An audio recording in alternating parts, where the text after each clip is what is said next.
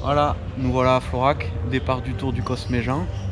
6 jours de randonnée en autonomie. Départ depuis l'esplanade. Là en plus on a un grand départ qui est réservé puisque c'est le départ aussi de la course du dolmen. Course à pied qui monte sur le Cosméjean au dolmen. Allez, on démarre notre randonnée, on finit de sangler les sacs et en avant on vous reprendra en vidéo dans la montée du Cosméjean jusqu'à Rochefort.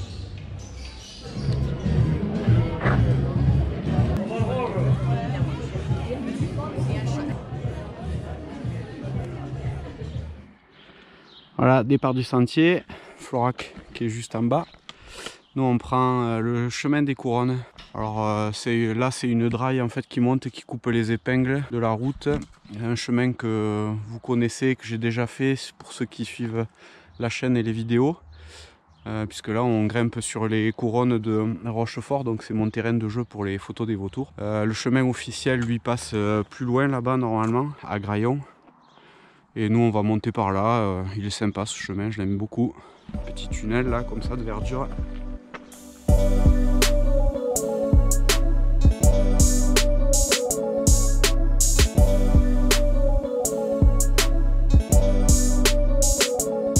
Alors, nous sommes dans la montée, je sais pas si on va les voir, mais là, il y a un gros vol de vautours fauves.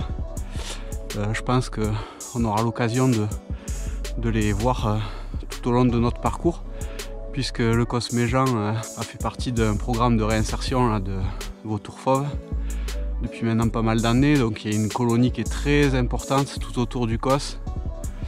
Là du coup il y a quand même un joli paquet d'individus. Il y en a une vingtaine, ouais. Donc le sentier, nous on va monter comme ça en travers. Voilà, comme ça, jusque par ici. Allez, la dernière épingle du Cos. Ensuite on va prendre le nouveau sentier des Couronnes qui passe à ras des rochers, juste au-dessus des falaises là, des Couronnes. Jusqu'au rocher de Rochefort qui est par là derrière, où il y a la Via Ferrata de Florac. Et après on rejoindra le plateau. Voilà, Florac est en contrebas là. Allez, on continue la montée. Une petite vue sur Florac. On n'est pas très loin de la crête. Enfin de la crête, des rochers. Florac avec en face le mont du Bougès. Là-bas dans les nuages on a le mont Lozère. La vallée du Tarn là derrière cette crête. Ici donc Florac avec le Tarnon. Et là-bas la nationale 106 qui va dans la vallée pour rejoindre Alès. On a du soleil. C'est bien parce que hier il y a eu pas mal de pluie. Alors, comment ça va? Jusque là ça va. C'est le début. Allez, on commence par le plus dur puisqu'aujourd'hui on a attaqué par la montée sur le Cos depuis Florac. Et après une fois arrivé là-haut, ça sera plus simple puisqu'on va rejoindre Nîmes-le-Vieux, le Végalier. Allez, poursuivons le chemin. Là, on est arrivé au sommet de côte. Voilà, Florac ici. Nous on est monté depuis là, on a pris un chemin qui a traversé tout ça et on est remonté, on a rejoint un peu plus loin là. Voilà, et là on est à la dernière épingle du Cosméjean. Ici on a les rochers de Rochefort, les couronnes, rocher de Rochefort qui est là. Et on va prendre le nouveau sentier juste là au parking qui monte comme ça là. Enfin il croise un peu plus bas, pardon, il vient là. Il monte et après il suit toutes les couronnes là-bas jusqu'au rocher de Rochefort au fond. Avant l'ancien sentier était en haut, monté là. On est derrière cette crête. Ici on doit les voir, il y a les antennes qui sont là. Et ensuite depuis les antennes, le sentier faisait toute la crête là-bas. Voilà. Et maintenant ça passe en bas et juste au-dessus des falaises. Pour éviter le passage des antennes qui était je crois en terrain privé. Puis il y a des agriculteurs avec les moutons, les patous et tout, c'était un peu compliqué. Petit tour d'horizon, donc le sommet du Bougès qui est là. Ici on a l'Empezou, donc Florac que j'ai déjà dit avec le Tarnon. Là on a Cocurès, Bédoès qui est juste derrière la crête qu'on ne voit pas trop le village du coup. Mais là c'est le village de Bédoès. En face on a le mont Lozère qui s'est dégagé. Là on a l'arête de l'Esquine d'Az avec le Pioche des Bondons, un des Pioches des Bondons, on n'en voit qu'un. Là on a la zone artisanale de Florac avec au milieu l'atelier Tuffery, fabrique de jeans locale. Voilà pour ce petit tour de paysage. Une vue magnifique.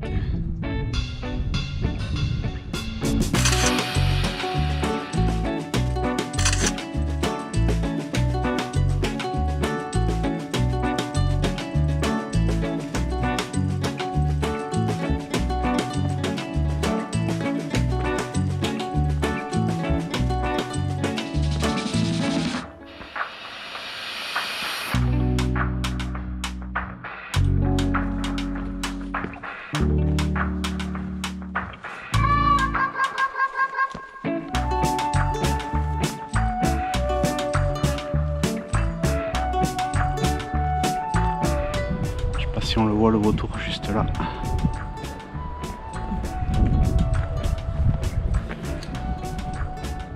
Il va venir faire le curieux.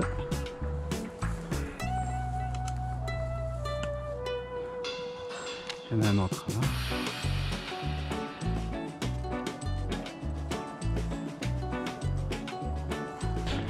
Le sentier là, il est pas mal pratiqué parce que maintenant, vu qu'il est ouvert sur le GRP et sur le sentier des Couronnes, avant, moi je passais là, c'était un peu plus fourré, moins pratiqué pour faire les photos des vautours. Là, c'est vrai que on voit qu'il est bien parcouru. En plus, il amène à la Via Ferrata du Rocher de Rochefort. Magnifique Via Ferrata. Et aussi, c'est souvent le retour des gens qui font la montée de la coulée du Rochefort, le petit kilomètre vertical là, que j'ai fait là il y a 15 jours et qu'on a fait tous les deux avec Pauline il y a 3 semaines maintenant.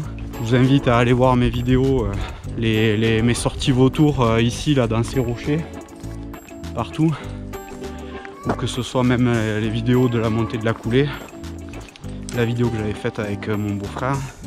Là c'est un sentier que je connais par cœur. On arrive bientôt au rocher de Rochefort, le magnifique rocher qui surplombe Florac, le plus gros. On le voit ici.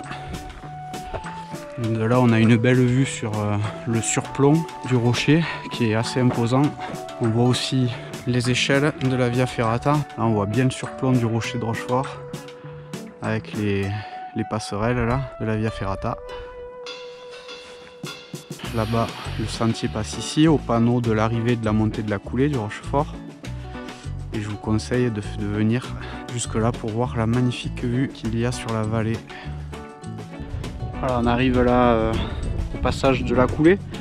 Donc la coulée, c'est un kilomètre vertical là, qui grimpe là-dedans. Là.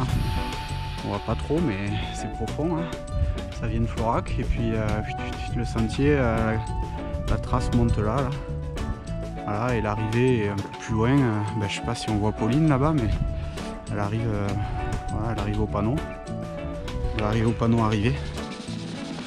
Donc une belle grimpette à plus de 45% de pente. Ça fait 1 km 100 à peu près, et pour 450 mètres, quelque chose comme ça. Voilà, ça arrive là. Donc c'est vraiment, le sentier est là. C'est vraiment vertical. Donc en fait, c'est le week-end dernier que je l'ai fait, je pense, le temps passe vite. Et c'était il y a 2 semaines avec Pauline.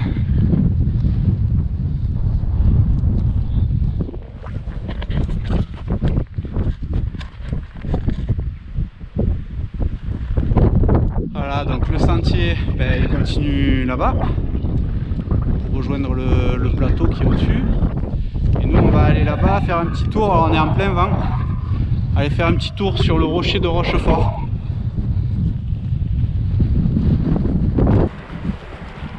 Toujours aussi beau. Ah ouais, c'est beau. Hein. Dommage si tu veux on leur montre ou pas, je sais pas moi si on le montre à la vidéo. On garde ça pour nous. Ouais.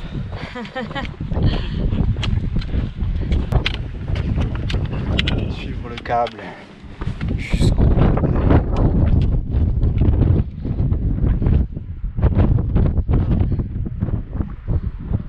Voilà la vue sur Florac depuis le rocher de Rochefort. Magnifique.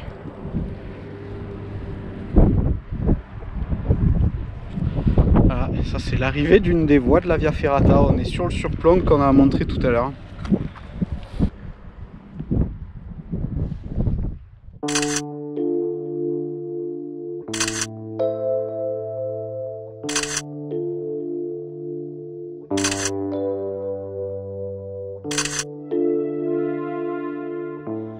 On arrive enfin sur le plateau du Cosméjean. Depuis le rocher de Rochefort. Je vais essayer de regarder combien de kilomètres on a fait. Alors dis-nous tout. Donc depuis Florac on a fait 7,8, sachant qu'on était à 5 au rocher de Rochefort. Donc on a fait presque 3.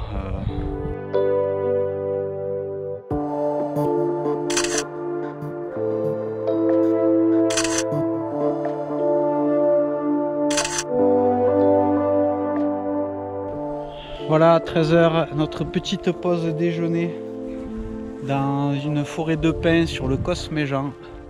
Bon, on a bien marché, on a fait 10 km je crois ce matin. Presque 11 ce matin. Ça a duré très longtemps de préparer le repas. Lyophilisé taboulé bio, MX3 et lyophilisé taboulé complet à l'indienne, MX3 aussi. Cosméjean c'est très vanté. Donc on a beau temps, il fait pas froid, on supporte juste les coupes-vents.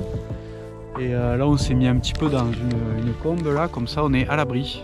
Il nous reste à peu près 7 pour aller jusqu'à Nîmes-le-Vieux, sachant qu'à l'Homme on peut pas planter la tente parce que c'est dans la zone interdite du parc national des Cévennes, du bivouac là.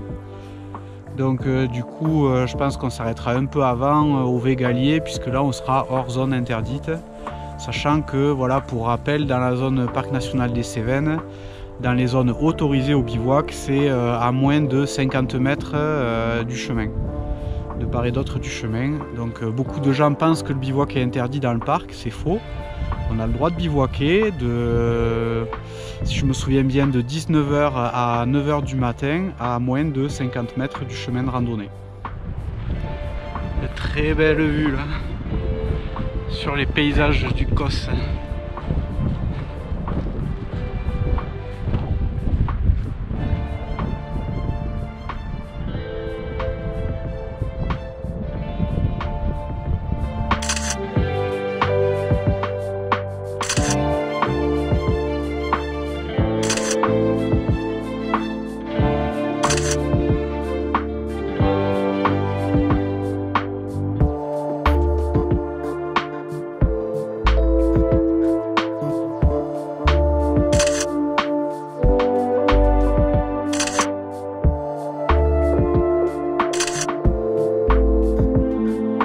Voilà, on vient de traverser le hameau de Villeneuve. Ça commence un peu, Pauline elle a mal aux jambes. Bon, moi aussi j'ai mal aux jambes, mais alors là par contre ça peut nous sauver la vie. Oh là là, eau potable en plus, merveilleux. Merci d'avoir fait cet aménagement. Par contre il n'y a rien jusqu'ici. Ouais. Voilà, donc si vous partez depuis Florac et que vous allez jusqu'au Végalier ou l'Homme ou Nîmes-le-Vieux là, eh ben il n'y a rien jusqu'au hameau de Villeneuve. Donc là, verdict. Yes, de l'eau et elle est potable. On va pouvoir faire le plein et boire. On arrive au Végalier. Le magnifique tracteur de l'époque et le magnifique tracteur d'aujourd'hui. Voilà, donc là on en a quand même plein les pattes parce qu'on a bien dû faire, on a regardé un peu, ce sera à vérifier, mais je pense qu'on a dû faire dans les 23 à peu près, 23 km. Donc le Végalier, petit hameau qui fait partie du KO de Nîmes-le-Vieux, du site de Nîmes-le-Vieux. On va essayer de voir si on trouve un endroit, peut-être pour boire une bière, on ne sait jamais, je vois qu'il y a une auberge, donc on va voir.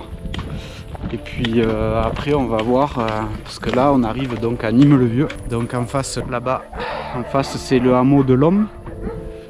Et là, entre l'Homme et Galy, qui est le village d'après, c'est la zone, une des zones du parc où on n'a pas le droit de planter le bivouac.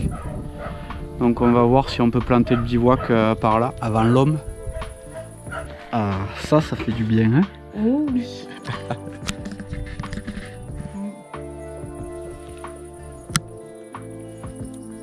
On s'est arrêté à l'auberge du Végalier. Voilà, auberge très sympathique. Bon, on est dimanche donc on ne pourra pas manger, mais on a pu boire un coup. Et c'est vraiment une dame très gentille. Et du coup, elle nous a même proposé qu'on plante la tente en contrebas dans le champ, à l'abri du vent. Donc c'est ce qu'on va faire. Là, il est 18h20. Donc le temps de boire la bière tranquille, même peut-être une deuxième s'il faut. Et puis en attendant 19h et on plantera la tente. On a planté la tente.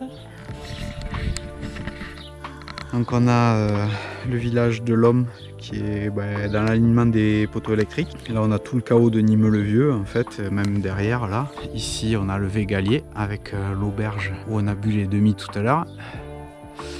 Et vraiment une auberge on conseille parce que l'accueil est super sympa.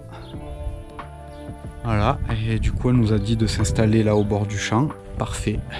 Voilà la vue dégagée. Oh, un poteau. Je pense qu'on va être bien pour dormir là. 8h moins 10, on va préparer à manger. Oh, on n'a pas grand chose pour l'apéro, mais bon, on a bu 2 bières, c'est pas mal. Un petit coup de Jack Fire et on va faire notre popote tranquille, lyophilisée.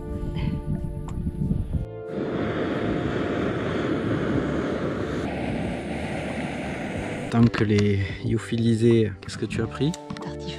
Tartiflette. Moi j'ai pris le chili con carne. Voilà, le soleil s'est couché, commence forcément du coup à pas faire très chaud. Ouais. C'est clair, on a une belle vue. On a des chiens qui aboient par contre. Ouais. Donc petit bilan de la journée, c'était un peu plus long que prévu, on a fait 23 bornes. Donc ça fait une grosse journée parce que c'est la première journée de rando. Et en plus c'est la première rando comme ça pour Pauline. Donc c'est vrai qu'on en a un peu plein les pattes. Moi j'ai les articulations un petit peu là, on sent que ça a tiré. Moi c'est adducteur, les os là, tes hanches. Ouais. Le port du sac. Et les épaules, les omoplates. Parce que toi ton sac fait 10 kg, chargé avec l'eau, la bouffe et tout, hein, tout compris. 5,5 à peu près à poids de base sans les consommables. Et moi je crois que je dois être à 14,5 avec la nourriture et l'eau. Donc demain matin, normalement, on va à Mérueis, donc je sais pas trop, on doit avoir je sais pas, une dizaine de kilomètres, un peu plus peut-être, je sais plus. On sait plus. Mais du coup, normalement prévu une petite journée, donc on verra, on ira à Mérueis et puis si on arrive à trouver une place de camping avec les histoires Covid, passe sanitaire et tout, c'est la merde. 15, donc d'après le panneau 15, moi j'ai mesuré 10, bon enfin voilà, c'est des kilomètres de rando comme d'hab. Donc voilà, si on arrive à trouver une place au camping, ça serait cool, comme ça on peut faire la douche et tout. Et on essaiera de manger du coup dans Mérueis, on verra, toujours pareil, histoire passe sanitaire et belle beans quoi. On va commencer à manger et puis tranquillou après dans la tente, la MSR Ouba Ouba NX. Et puis voilà, un bon dodo jusqu'à demain et on reprendra ça demain matin. Ciao ciao.